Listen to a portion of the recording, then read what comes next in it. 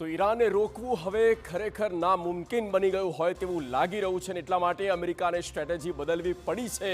વધુ આક્રમકતા પણ દેખાડી રહ્યા છે આ બંને પક્ષ. ત્યારે ઈરાનની પણ ચેતવણી જોઈ, ઈરાનની તાકાત પણ જોઈ. હવે મિડલ ઇસ્ટમાં કયા કયા દેશ કે જે સૌથી વધારે અફેક્ટિવ થયા છે તેની પણ વાત કરીએ તો બિગ વોલ પર આપણે વિગતો બતાવવા જઈ રહ્યા છીએ. આપણે આખું આ મિડલ ઇસ્ટનો મેપ બતાવી રહ્યા છીએ ને જેમાં એ ડિસ્ક્રાઇબ કરીએ કે કયા કયા એ કન્ટ્રીઝ કે પછી સ્ટેટ છે જ્યાં ઈરાન તેના હુમલા વધારી રહ્યું છે.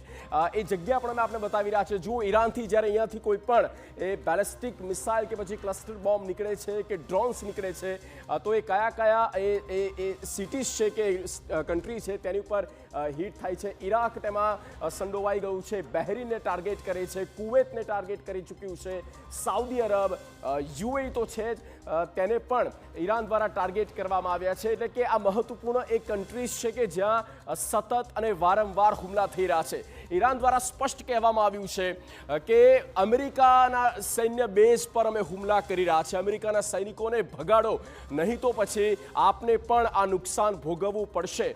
જોકે ઈરાન દ્વારા આ પ્રકારની ધમકીઓ આ પહેલા પણ ગલ્ફ કન્ટ્રીઝને આપી દેવામાં આવી છે, ચેતવણી આપી દેવામાં આવી છે. અનેકો એ ડ્રોન્સ હુમલા એ સતત થઈ રહ્યા છે. જોકે ઇન્ટરસેપ્ટ થાય છે અને કેટલીક મિસાઇલ જે છે તે ત્યાં જ કેટલાક ડ્રોન્સ છે ત્યાં ડિસ્ટ્રોય થઈ રહ્યા છે.